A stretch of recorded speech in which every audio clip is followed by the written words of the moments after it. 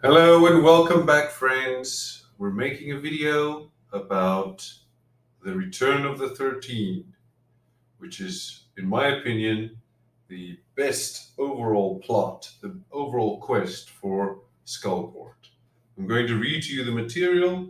I'm going to show you where the NPCs are that are involved, also the locations that are involved, and I'm going to make some comments, hopefully, that enhance it slightly as we go. All right, so let me begin. This is all, of course, based on the companion that you can find in the DM's Guild. I'm going to read straight from it, so if you want all of the source material, go ahead and invest in the quality of your Skullport experience. Anyway, I don't make any money from that. I'm just pointing you to the good stuff. Up to you. All right. The companion grants the adventurers the chance to throw off the shackles of the Xanathar Guild and return Skullport to its former glory by restoring one of the 13 to its sanity. Once one Flameskull is restored, it works tirelessly to redeem its brethren and reinstate their rule. Should they succeed in this endeavor, the Xanathar Guild will crumble, for while the 13 are outnumbered, they cannot die unless their remains are sprinkled with holy water, which Skullport has a distinct lack of. Over the course of days or weeks, the 13 can turn Skull Island into a screaming oven. To scour a Flameskull's dementia, the party bring it to the last of the Netherese legacy, an underwater grotto where the 13 first surrendered themselves to undeath. Danger abounds. Not only do they need to transport the skull underwater, but they must also contend with two forces opposed to the 13's fiery return. The Xanathar Guild, who grows wary if they see the party communicating with the Flameskull. A lieutenant at first tries to scare them off. Failing that, the lieutenant informs Sundeath of their antics, who orders their immediate arrest. The Sea Hag Coven of Level 3 learns of the adventurer's plot through Boskengorb and Andirian Dusk. That is our friend who is up here in the middle level, Andirian Dusk. I will talk about him again later. He's the one carrying the hag eye around his neck, if you remember. And he informs the hags. Okay, so it happens in 5 acts. Act 1, a revolution of flames. Bosken Gorb, a blind tiefling, Zentarum spy that's found himself embroiled in the Xanathar-Zentarum feud. Without his sight, he stands no chance of escaping Skullport. If his affiliation is revealed, he would certainly hang from the gallows or rot on the tower in the Tower of Seven Woes. So he might give them the quest to save the 13 just to save himself, because he's a Zentarum spy who might be discovered and hanged for it. Felrax is a dragon-born harper. He can be found over here at Dalagor's fortress, if you remember correctly, over here on the middle level. And this is what he looks like. Felrax, a dragon-born harper mage chasing a fantasy of turning Skullport into a shining egalitarian city. Felrax has already researched the ritual that may restore the 13's sanity. I'll talk more about him in detail later. Then there's Elvira Snowveins, who's up here. Wait. No, she's on the lower level at the Feathered Rat, at her pet shop, the Feathered Rat. Elvira Snowveins is her name, and she's a Harper spy that's racked with guilt. The last adventurers she propositioned for this quest disappeared, but never left town. She's absolutely certain they were murdered. Unbeknownst to her, the Sea Hag Coven learned of the adventurers' plot and drowned them. Their bones lie just offshore, already picked clean by fish. We'll talk about her in more detail later, too. Once the party agrees to take the quest, they must lure a Flameskull into captivity. For its part, The Flameskull doesn't put up a fight unless outright attacked, but it tries to escape with the harmless perseverance of sand falling through one's fingers. Let your players come up with whatever antics they may. Now we need to move to the Upper Skullport for Act 2. So the players have been sent either by Felrax or by Boskin or by Olvira, and they need to go to Nightshade. And Nightshade is this tiefling who has this amazing alchemy skill, and well, let's read about it. The adventurers are sent by their quest giver to Nightshade, and she is aware of the ritual that can restore the 13 to their former glory, as well as the most important component, Netherese blood mixed with arachnid venom. To acquire this concoction, Nightshade dispatches the party to the Tanorthal Refuge, which is the spider, remember? Up here, this spider against the very roof, the very top ceiling of the entire Skullport chamber. Above the heart, there's this, against the ceiling, there's a stone construction. It's like a fortress. It's very hard to reach. Anyway, they have to go there to rescue Gondirth Nethran, the last living descendant of the Netherese still in Skullport. She does not, however, reveal the importance of his blood until he is firmly in her grasp. So, as a side note from me, there are many giant spiders and 3 ettercaps up here. We'll talk about them again later. The players will have to find a way to get up to this structure and to destroy or kill the ettercaps and the spiders, or somehow get Gondirth Nethran out of there. All right, then in Act 3, now we need to go to Skull Island map. Okay, in Act 3, armed with Nightshade's tincture, the party must transport a Flameskull to the underwater grotto of the Netherese. For the sake of the adventure, assume that a Flameskull completely submerged in running water is reduced to 0 hit points until its rejuvenation feature kicks in 24 hours later, if it is no longer underwater. The adventurers must find a way to transport the skull without extinguishing its flames. Suggestions include trapping oxygen in a rowboat by flipping it, and then taking it underwater, dousing a Flameskull in potion of water breathing or casting water breathing on it, wrapping a Flameskull in a cloak of the manta ray provided by the Kuotoa in Area 10, which is here, Old Hulul. Regardless of their method, the adventurers are still sent. They still need to go here, and that because whoever sent them on the quest suspects that good old Hulul, he knows where the ancient grotto is.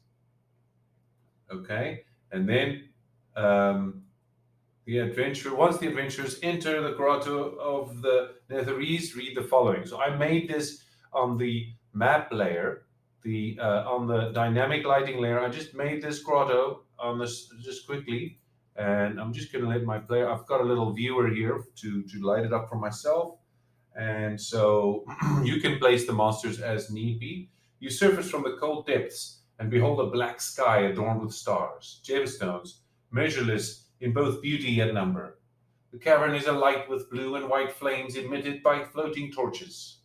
Standing grand on a small island are 3 statues, each carved from marble and decorated with ancient runes. All 3 are magi, 2 wield staves, while the middle one looks to the distant horizon, a hand on her brow and a smirk on her lips. This grotto was found by the Netherese. The ancient Netherese, and was long considered sacred before the 13 volunteered for eternal servitude. Here, before the statue, they gave these newly risen guardians their one and only instruction: rise, ye spirit, as guardian and counselor, now and forever. Any Flameskull brought here is awed. Its eyes never leave the statue as the flood of memories press against that gate of senility. If the tincture is poured on the skull's scalp, and those words are uttered in ancient Netherese, a bastardization of modern common, or by someone under a spell of tongues, the Flameskull's sanity is restored after 1 minute. All right, so in my adventure, the Coven was actually partially killed by the players in level 3, so I'm going to put nothing less than a kraken in here.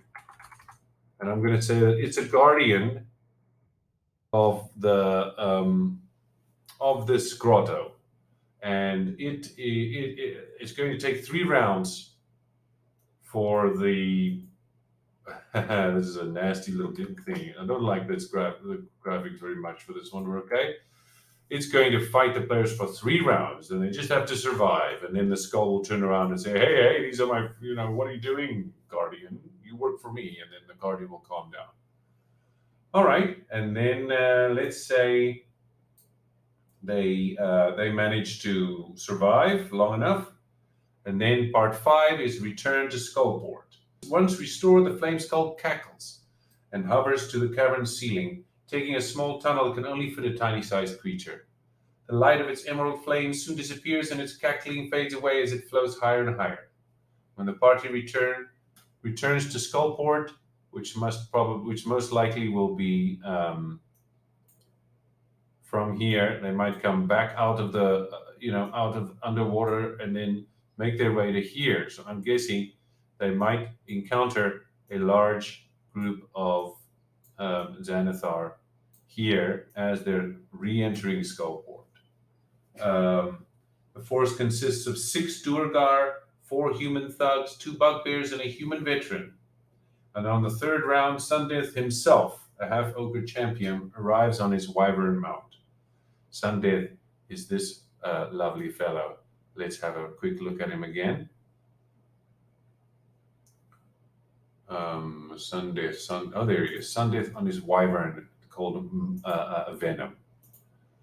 Okay, and then hopefully they're really weakened by their battle with the Kraken or the Sea Hags, depending on your. So this might be a tough fight for them. And then when things start looking really desperate, this Flameskull arrives and casts a fireball on them. Here's a little text for us to read with it. Emerald lights dance upon the carnage, and the air itself crackles as some foul thing cackles. Ancient days have come again. We shall never die. The crackling grows louder as a horse-sized fireball consumes the battlefield, baking warriors into ash and turning their screams into a ghastly choir. On his turn, Sundeth flees atop his wyvern, making a break for the Tower of the 7 Woes. If the adventurers give chase, the Flameskull shouts, "Leave him! He is mine! He shall be the last to die in that screaming oven after watching his men burn, feeling the flames of his reckoning growing ever warmer." The undead thanks the adventurers and then leaves to rally its brethren from their desert of dementia. Rewards. For restoring the 13, the party is awarded 4 potions of healing, 100 gold pieces, 18 days worth of rations, and safe harbor in Skullport. Additionally, Zentarum or Harper agents gain 2 renown with their respective faction. Then, for the aftermath, the Flameskulls work tirelessly to lead its brethren to sanity, a task that takes 6 days. Once all are sane, they lay siege to Skull Island, being reborn every day after each defeat until all the guild's agents have been reduced to smoldering ash. Unless the adventurers help speed things along, the siege takes 2 weeks to win. Only the gargoyles perched upon Skull Island give the undead trouble, but even they are doomed to dust. Once victorious, the 13 re-establish their harsh but fair regime. They force the citizens of Skullport to work together in repairing the hoist that lifts seafaring vessels over the retaining wall. After 2 weeks of grueling work, the hoist is repaired, and Skullport regains its trade route to the outside world. In time, hundreds flock to Skullport, many of them wanted or desperate men. This legendary hive of villainy shakes itself awake to sneer once again in the face of the world. As for Hallister Blackcloak, he grins to himself as the spectacle unfolds, ever eager for new and brave souls to wash up in Skullport just to be forced to play his games. When the party is ready to bring a Flameskull to the grotto of the Netherese, the request giver advises them to treat with the old Kuotoa that lairs just off Skull Island, suspecting it knows just where the grotto is. So let's just quickly go there again. If anybody's forgotten, that's where the old cave is. Okay, the Kuo-toa is visibly nervous in the presence of a Flameskull, but holds steady. It's hungry and will act as a guide in return for food. If no character can speak Undercommon, the Kuo-toa communicates this deal through gestures. It rubs its belly while frowning, pantomimes swimming, and flashes the adventurers a thumbs up. Once its demands have been met, the Kuo-toa dives into the water and returns with a cloak of the manta ray. It then beckons the adventurers to follow it below the river Sargoth. The journey is dark and unlit, and the grotto is easily lost between the gloom and the stalagmites. The dive takes 3 minutes if the adventurers follow the Kuo-toa. Suffocating, and a character can hold its breath for a number of minutes equal to 1 plus its constitution modifier, a minimum of 30 seconds, after which it runs out of breath and survives. And survives for a number of rounds equal to his constitution modifier, a minimum of 1 round. At the start of its next turn, it drops to 0 hit points and is dying. Once the adventurers arrive to the grotto, see Legacy of the Sargoth above for more of the next part of the quest. Okay, continuing on then, the Black Tankard. Okay, so this is just everything that's not to do with the 13 quests. So in a lower and middle Skullport, the players will run into Elvira. Remember, she might be falling out of here, drunk out of her head. And then the players might help her to go home on the middle level, and then she can she might feel, she trusts them a little bit, and they can build up a relationship, and eventually she can tell them what's going on with her. All right, then in the next place that has something to do with our quest is Elvira's place, and that's in the middle level. Let's go up there, and then maybe once they've taken her home and she's recovered, she will tell them all the important things. Sorry, it is on the lower level. There she is. Okay. So once they've taken her home and given her comfort, maybe she can trust them and tell them some more. All right. Then what did we miss? Okay. So lastly, if Felrax is their quest giver, which is obviously on the middle level, then the following applies. The Dragonborn heaves a heavy sigh. I have no dreams, only a fantasy. As a harper, I'm sworn to fight tyranny everywhere, no matter how futile such a fight might be. Even here in Skullport, so far from the sun and the light of civilization. So now, in my hour of need, I turn to you, my friends. Will you join me in sedition? Felrax aims to turn Skullport into a shining city under the mountain. But first he has to settle with restoring the 13 and let them do the heavy lifting against the Xanathar Guild. Afterwards, Felrax intends to spirit other harpers and citizens of good repute to Skullport to gradually change the very soul of this place. If his fantasy is fulfilled, Skullport will become a just, egalitarian society.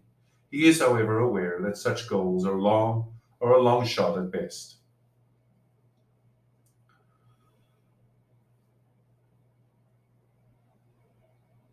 Felrax, ever the astute wizard, has been researching just how to mend the Flameskull's sanity for months now.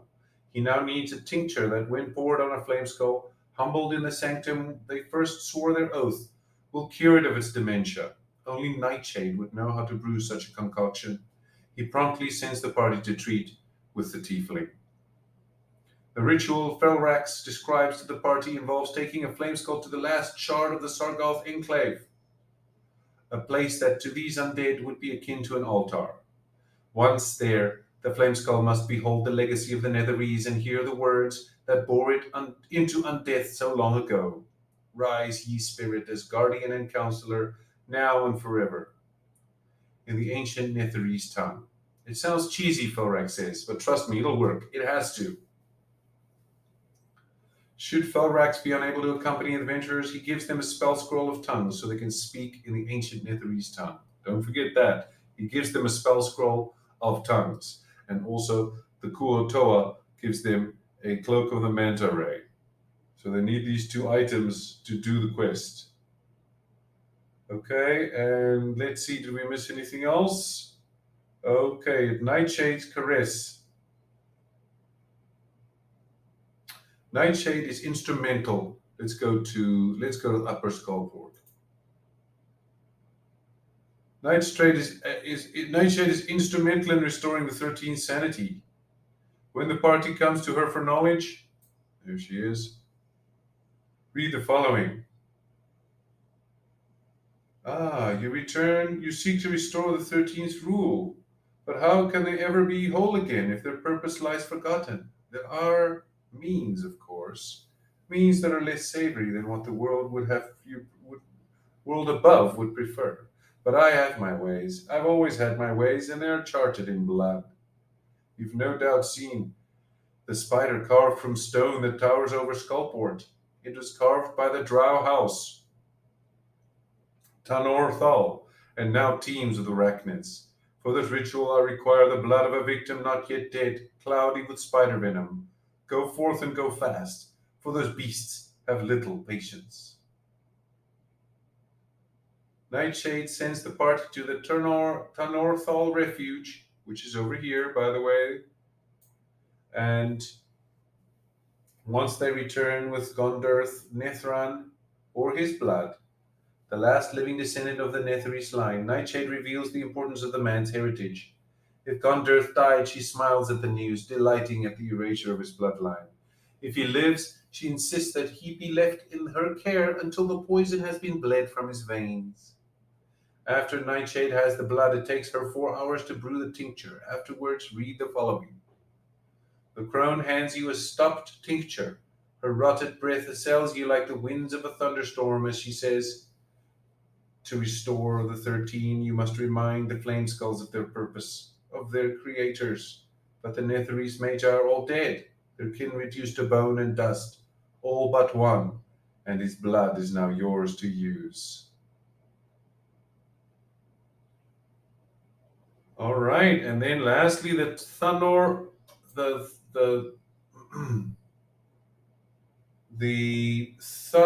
Tanorthal refuge.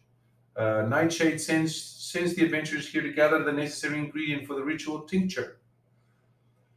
The party must drain the blood of a humanoid riddled with intercap venom, someone on the verge of death, someone whose heart yet pumps. Cocooned victims can be found in the head of the refuge. When the adventurers arrive, the only victim is a human by the name of Gondirth Nethran. It so happens that Gondirth is the last of his line, a long line that stretches back to Skullport's heyday, when the Netherese Magi still lived here in the bowels of Undermountain. Gondirth, a commoner that can cast the light cantrip, charisma is his spellcasting ability, is stable at 0 hit points. He's poisoned for the next 8 hours unless a spell of lesser restoration or the like is cast upon him. He's been without food or water for 3 days now, even while unconscious. His latent magic manifests. His body and cocoon glow as if by a light spell. All right, everybody, that's it.